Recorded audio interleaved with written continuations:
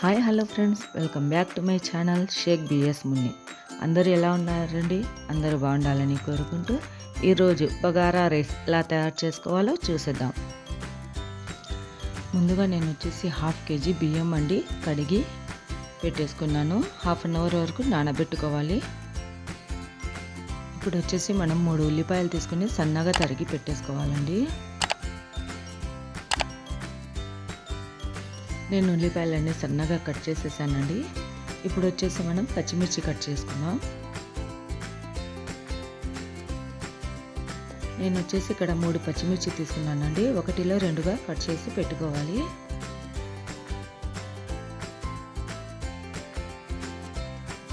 నాలుగు టమాటా పళ్ళు కూడా సన్నగా తరిగి పెట్టుకోవాలండి.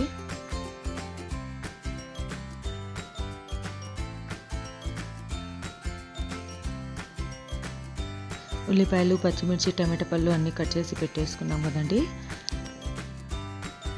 నేను వచ్చేసి కొంచెం కొత్తిమీర, కొంచెం మెంతాకు ముందుగానే కట్ చేసి పెట్టుకున్నాను. స్టవ్ ఆన్ చేసి మనం బగారా రైస్ దేంట్లో చేసుకోవాలనుకుంటున్నాము అది స్టవ్ మీద పెట్టేసుకోవాలి. తగినంత ఆయిల్ వేసుకోవాలి.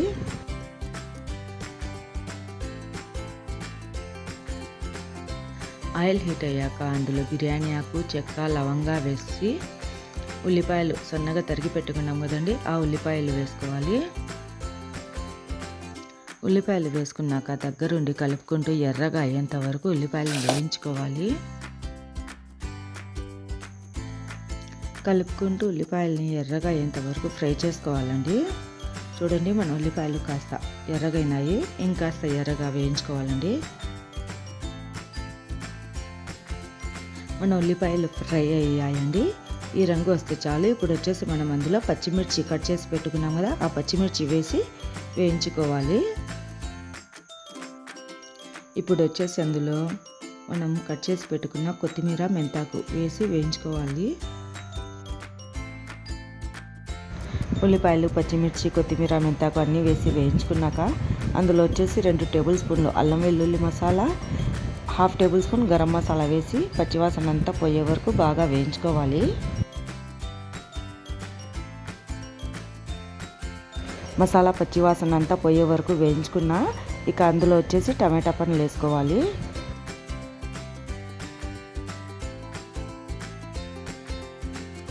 మన టమాటా పండ్లు తొందరగా మెత్తగా అవ్వాలంటే మనం అందులో అన్నానికి సరిపడా ఉప్పు వేసుకోవాలండి. ఉప్పు వేసుకొని కలుపుకుంటే మనకు టమాటా పండ్లు తొందరగా మెత్తబడతాయి.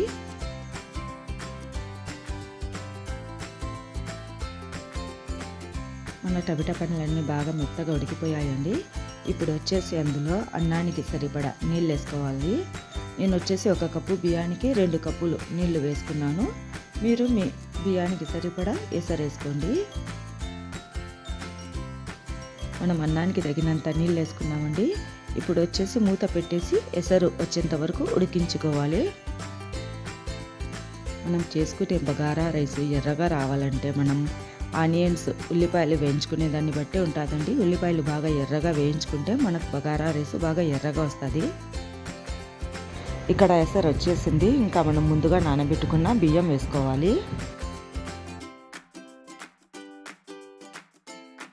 బగారా రైస్ అయినా బిర్యానీ అయినా చేసుకోవాలంటే ముందుగా మనం బియ్యం 1/2 అవర్ అన్నా నానబెట్టుకోవాలండి. బియ్యం అన్నీ వేసుకున్నాక ఒకసారి కలిపి పెద్ద మంట పైన నీళ్ళన్నీ మరిగిపోయేంత వరకు మూత పెట్టి ఉడికించుకోవాలి. మనకి బగారా రైస్లోకి కాంబినేషన్ దాల్చా అయినా, గోవాకు పుల్ల కూర అయినా, చికెన్ గ్రేవీ అయినా చాలా బాగుంటుందండి కాంబినేషను. మనం మధ్య మధ్యలో కలుపుతూ ఉడికించుకోవాలి.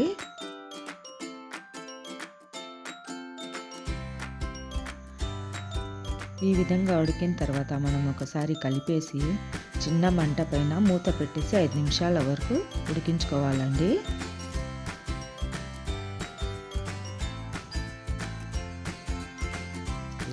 ఐదు నిమిషాల తర్వాత నేను స్టవ్ ఆఫ్ చేసేసినానండి. మన బగారా రైస్ ఎలా వచ్చిందో చూసేద్దాం. మన బగారా రైస్ రెడీ అయిపోయిందండి. చూడండి ఎంత బాగా కలర్ఫుల్గా వచ్చిందో. ఇప్పుడు వచ్చేసి మనం ఒక బౌల్లోకి తీసేసుకుందాం. బగారా రైస్ని ఎలా సింపుల్గా చేసేసుకోవాలో నేను చూపించాను కదండి. మీకు కనుక నా వీడియోస్ నచ్చినట్టయితే లైక్ చేసి షేర్ చేసి సబ్స్క్రైబ్ చేయండి ఫ్రెండ్స్. Thank you.